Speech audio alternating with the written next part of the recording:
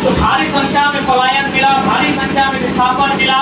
आज झारखंड के लोग उसी हाल में है जिस हाल में हमारा जो पहले अनुविभाग था इसका हिस्सा थे, जिस हाल में थे वर्ती गई है उससे बदतर आज हम लोग। तो आज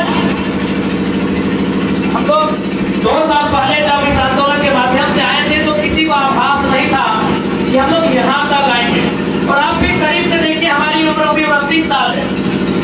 किसी ने उम्मीद नहीं किया था कि हम लोग इतने बड़े राज्य का नेतृत्व करेंगे। धनबाद के छोटे से गांव में एक पहाड़ के किनारे, जिसको हम लोग बारानाथ पहाड़ के नाम से जानते हैं, एक पहाड़ के किनारे एक छोटे से गांव में जन्म लेने वाला, खेलने कूदने वाला एक साधारण सा लड़का आज पलामू आएगा, गढ़वा आएगा और लोग उनको राज की सियासत में देखना पसंद करेंगे। कि हम लोग भी उम्मीद नहीं किए थे।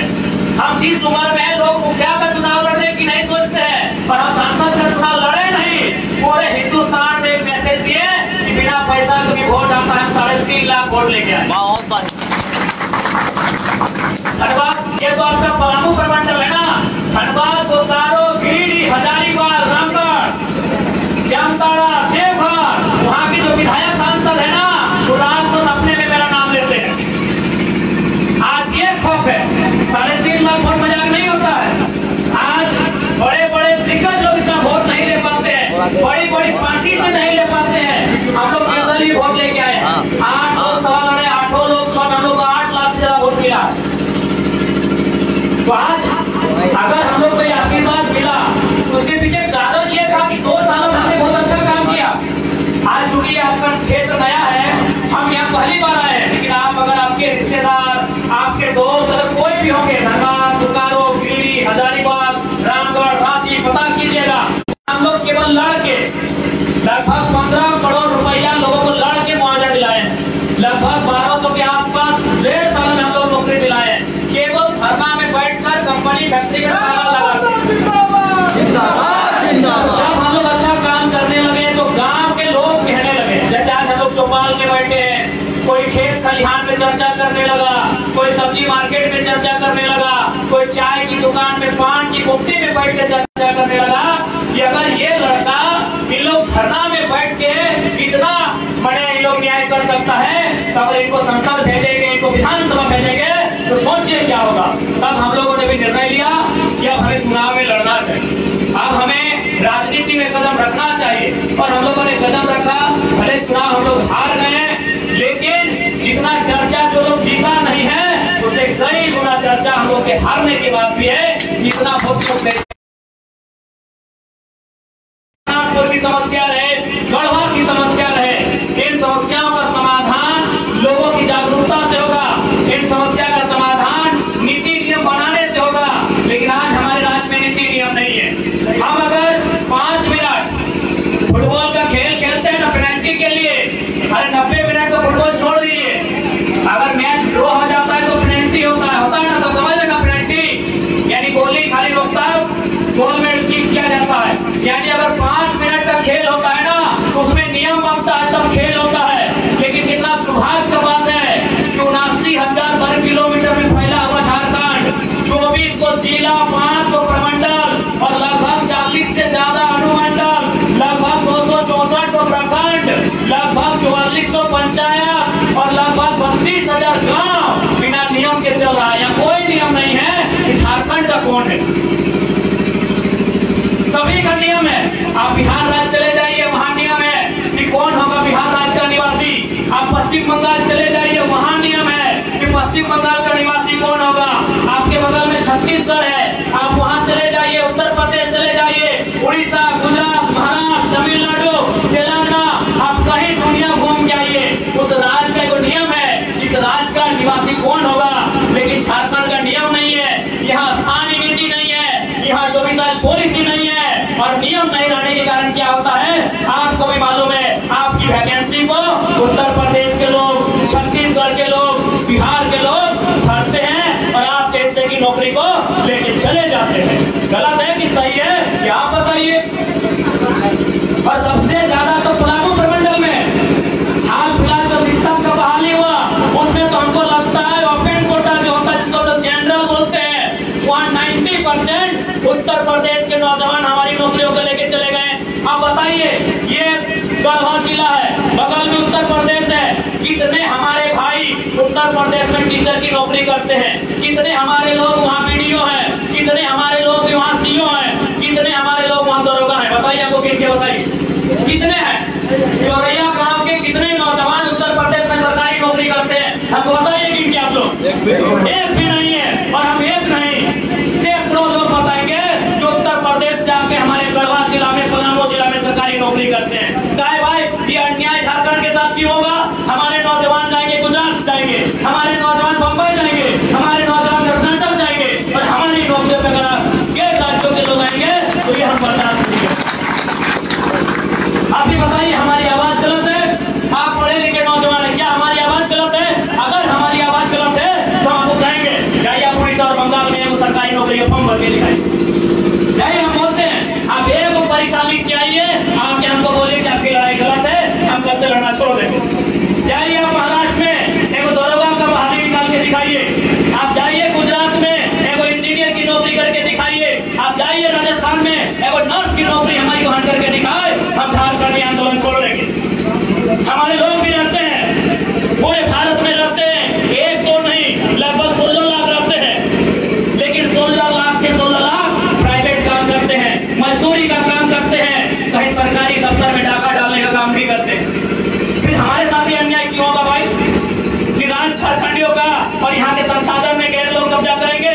ये राज झारखंड का और यहाँ के तमाम चीजों पर गैर राज्यों के लोग कब्जा करेंगे। भाई बताइए गलत है कि नहीं है? बताइए, आप ही बताइए। अगर यही होता रहेगा फिर यही झारखंड की दशा रहेगी, हमारे घर यही मिट्टी के रहेंगे, उनके महलों में होंगे। नेताओं को क्या फर्क पड़ता है? उनके बच्चे सरकारी नौकरी का फॉर्म नहीं भरेंगे, उनके बच्चे चपरासी की नौकरी का फॉर्म नहीं भरेंगे, ना उनका बाप पेंशन की लाइन में लगेगा दादू। हम आपको जो विधायक है भानु प्रताप साहिब कि इनके पिताजी पेंशन की लाइन में लगेंगे, अभी आप पेंशन की बात कर रहे थे, क्या लगेंगे? नहीं लगेंगे। इन नेताओं को क्या मतलब है कि हमारे राज्य के बच्चे प्रदेश जा रहे हैं कि विदेश जा रहे हैं? इसीलिए राज्य हमारा है, इस राज्य के बारे में हमें सोचना होगा, इस राज्य के बारे में नौजवानों को सोचना होगा। और अगर आप सोचते हैं इस राज्य के बारे में तो बस एक बात जान लीजिए, 2024 युवाओं का है, युवाओं के हाथों में आप अपना देश थमाइए, इस राज्य में बदलाव होगा। आपको विश्वास दिलाता हूं इस राज्य में बदलाव होगा। मैं आपको बोकारो जिले की एक घटना सुनाता हूँ। बोकारो में चंद्रपुरा नाम सुने होंगे, चारों तरफ कोयला, ये कोयला का खदान है, बड़का बड़का बड़ा कंपनी है। वहाँ 1 तारीख को जैसे आपके यहाँ जमीन लिया है, सेल लिया है ना, बगल में सेल है, जमीन लिया है डोलोमाइट के लिए, ठीक हमारे वहाँ भी कोयला मिलता है। वहाँ सिटी पिया से यानी बिजली उत्पादन होता है, डीवीसी दामोदर नदी से। वहाँ रैयत एक कंपनी आई, तो रैयत जिसका जमीन है उन्होंने कहा कि हमें नौकरी चाहिए। ये डिमांड कोई तो गलत नहीं है, जमीन आप हमारी लेंगे कंपनी में तो नौकरी हमको चाहिए। तो आपको भी मालूम है कि झारखंड के रैयतों को पहले क्या मिलता है? पहले लाठी डंडा और 353 का केस मिलता है। जमीन आपकी है, वो जमीन पे कोयला भी तोड़ेंगे, वो जमीन पे पत्थर का माइंस भी होगा, लेकिन नौकरी आपको नहीं मिलेगा, ठेकेदार आपका नहीं होगा, वहाँ पर आपका गाड़ी नहीं होगा, वहाँ कुछ आपका नहीं होगा। आप अगर आवाज उठाएंगे तो आपको 353 का धारा लगा के केस किया जाएगा। तो बोकारो में भी यही हुआ, उनको FIR किया गया, लेकिन कंपनी वाला क्या बोला मालूम है? 1 तारीख को FIR हुआ, 1 जून को FIR हुआ और बोला कि नहीं अभी केस तो आगे मत बढ़ाइए, 4 तारीख को इंतजार कीजिए, 4 तारीख को वोट का गिनती होगा। अगर जयराम महतो सांसद बन जाते हैं तो केस वापस कर लीजिए।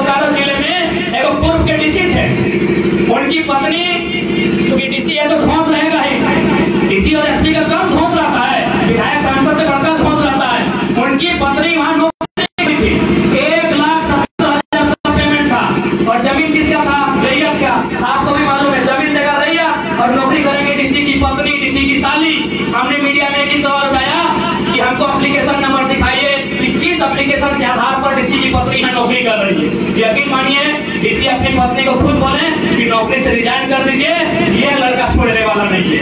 ये जहाँ जाएगा हर जगह सवाल करेगा। बोल सकते हैं वो वीडियो टेढ़ा है, इसको जान जाने का भी डर नहीं लगता है, इसको केस पकड़ने का डर नहीं लगता है। इसलिए इस बात को गारंटी दिलाते हैं, अगर हम लोग सत्ता में आए हैं तो जो लोग झारखंड को लूटने के लिए आए हैं, नौजवान है, हमें बहुत गर्मी है, उस गर्मी में लोग झुलस जाएंगे। इस बात की कोई गारंटी करते हैं। आज जो लोग परीक्षाओं में पेपर लीक कर रहे हैं, कर है ना, आप लोग सीरियल की परीक्षा लिखे थे ना, 2 घंटे में पेपर लीक हो गया। कौन परीक्षा में जो भी लोग पेपर लीक कर रहे हैं उनका हिसाब, क्योंकि आपके क्षेत्र में पहली बार आए हैं, अगर आप घूम करिएगा, वहां के पदाधिकारियों से पूछिएगा, वहां के कंपनी और फैक्ट्रियों में काम करने वाले लोगों से पूछेगा कि टाइगर जयराम महतो कौन है।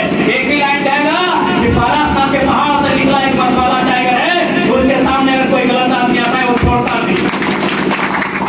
इसलिए हम चाहते हैं कि जो समर्थन हम लोग को धनबाद बोकारो लूटने की तैयारी चल रही है, इस लूटने में तो विराम दिया जाएगा। हेलो,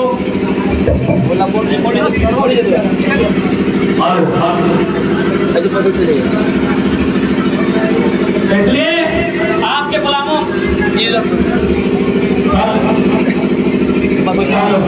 आपके पलामू प्रमंडल में हम लोग पहली बार आए हैं, खासकर गढ़वा जिला और पलामू जिला। अगर आपको विश्वास लगे नहीं आए हैं ना, आपको फोर्स करने आए हैं, यदि आपको लगे कि हम लोग बदल सकते हैं तो समर्थन कीजिएगा। यदि नहीं लगे तो जिसको करना है और विशेषकर युवा, क्योंकि युवा को अगर उल्टेंगे तो वायु बनता है, वायु हवा